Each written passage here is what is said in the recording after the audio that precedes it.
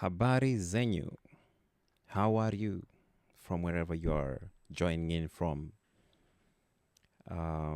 Today I have a special topic. Before we start, you know what to do. You know what to do. Done it? Good. Let's go. So you probably had it by now. President Ruto says he wants to send 1 million Kenyans abroad to work. Let that sink in. 1 million of us, not in Kenya, but working in Europe, America, and the Gulf. So I have one question. What kind of a leader gives up on his youth and exports them like goods instead of building opportunities at home?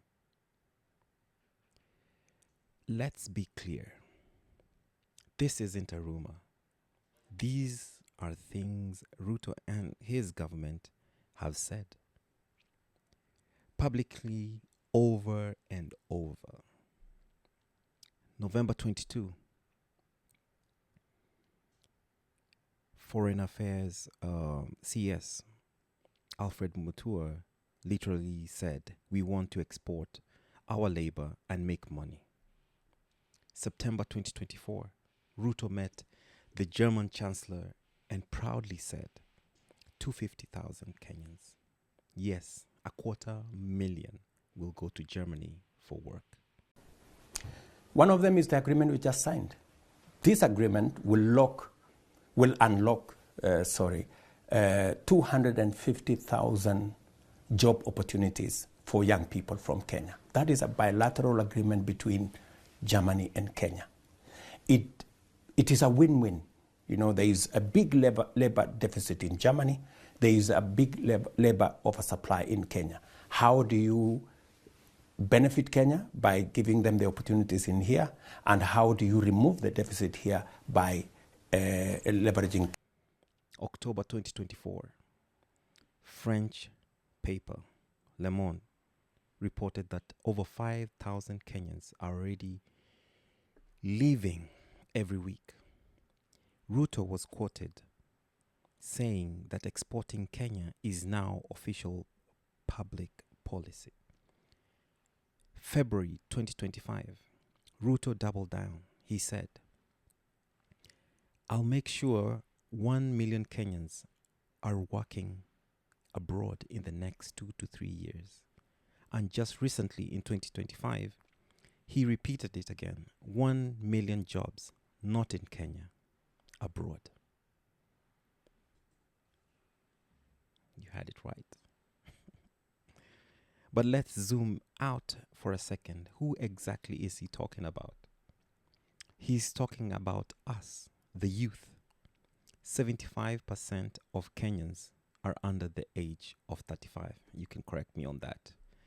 Every year, about 1 million young Kenyans enter the job market. Only 1 in 5 actually lands a formal job. 1 million youth enter job market yearly. Only 200,000 get jobs. That's 800,000 left hanging. That's who this policy is targeting. Not in a way that helps, but in a way that pushes us out. Yeah? Now ask yourself, is this a plan or just an escape route? Because here's what it really means. It really means our nurses, engineers, teachers, gone. No new firms, no AI labs, no tourism innovation, which means zero investment. We send money home from abroad, but where is Kenya's own economic growth plan? We're not building anything. We're just exporting people, and we're being told to clap for it. Because there are people who have no plan for the young people of our nation. They have no known or credible plan. I want to tell those people who have no plan, shame on them. They should be ashamed of themselves that They have taken advantage of our young people, taken them to the street, and misused them. And today, our nation has a blot, you know. Biashara zimechomeka, watu wameharibiwa mali, tumepoteza maisha ya vijana wetu, tuko na majeraha na mambo haya mengine yote. I have 400,000 young people placed in different jobs in many parts of the world, and the list is going on. Our housing program is expanding opportunities. We are at 150,000 houses. We will be at 700,000 houses. We are at 320 jobs today. We are going towards 1 million jobs in the next 2-3 years. And so is the space around digital jobs. And so is our export of labor. Let's get specific. Does Kenya have agreements in place that guarantee fair pay for Kenyans working abroad? I'll wait. What happens when things go wrong, such as abuse, deportation, even body repatriation? Who handles that? Why are we not building industries here that absorb our youth? Kenya should be a place young people want to stay in, not escape from.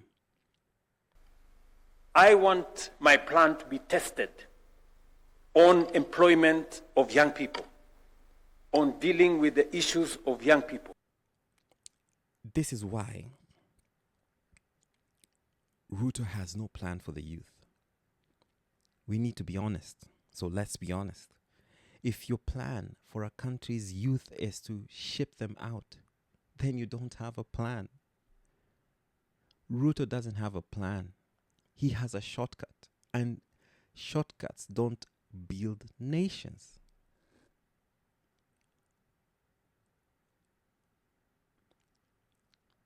Don't build nations. Our generation deserves jobs in Kenya, in agriculture, AI, tourism, manufacturing, not just cooking jobs and cleaning in foreign homes.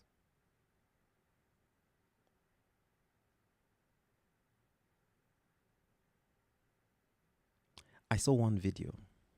This is what I'm going to leave you with. And I just want you to have a look at it. And you tell me if really Kenya is lacking, or is just our leadership that is ignorant enough to let our youth burn. Because this is just a temporary problem that is being shelved. But more and more youth are going to come out every year. Like we said, 1 million coming in for the job market every year. So if no particular policy is in place to accommodate all this youth that are joining, that are able and willing to join the labor force, some leaving universities and all this, then it's going to be chaos. And this is just being suspended for a minute. He might not be president then, but whoever will be there at that time will suffer the consequences of the inactivity of the worst president Kenya has ever had, in my opinion.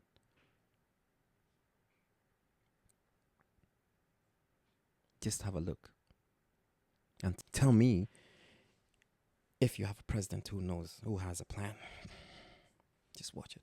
And you think Africa is big enough to get to $100 million? Are you looking at markets outside of Africa? Africa has 54 markets. We're looking at Africa only. In 7 years, Africa will be home to a third of the global population of youth. By 2050, 1 out of every 5 customers on the internet will be in Africa. Africa in the past decade has, out of the top 10 countries with the fastest growing GDP, 5 of those markets are in Africa. Retail spend in 2018 was about $1.4 trillion. 2/3 of that was consumer packaged goods. And it's considered one of the fastest growing regions for consumer packaged goods spending in the world.